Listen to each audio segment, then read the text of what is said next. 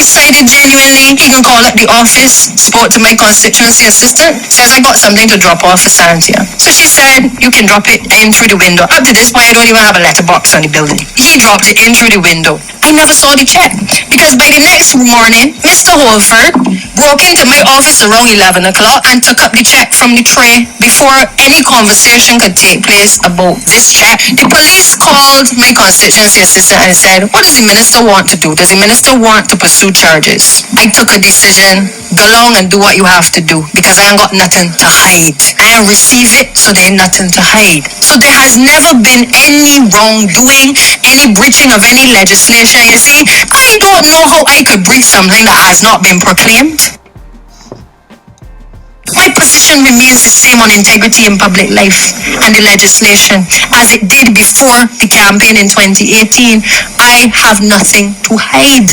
But I want you to understand that those who took to the calling programs trying to defame my character and to discredit my reputation, they have received the pre-action letter for the lawsuit to be dropped in their tail. And I want to make it clear this evening, let them keep talking.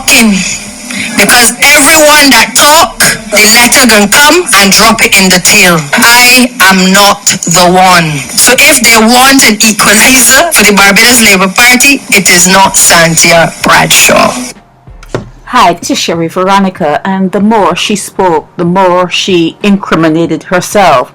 Now, when she says that the person dropped the check through a window, but then the crook took it out of a tray, if you drop something through a window, it should be on the ground.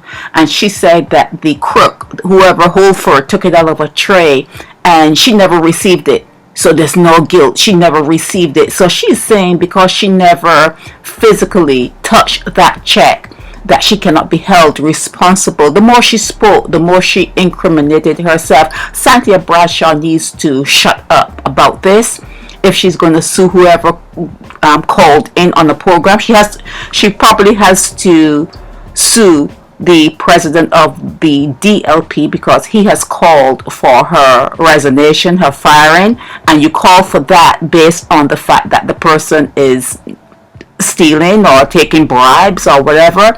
And what she should make clear to people is bribery is not illegal in Barbados. Okay, bribery is not illegal in Barbados, just like how a lot of other things that you would think should be illegal are not really illegal in Barbados. Like, you can drive drunk, you can do a whole lot of stuff, you can traffic people, you can do a whole lot of stuff through Barbados, and there are no laws to prevent it.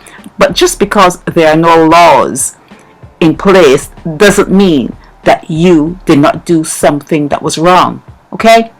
This is Sherry Veronica. Help me spread the word about Naked Departure via social media. Subscribe and share to show support and love for our channels.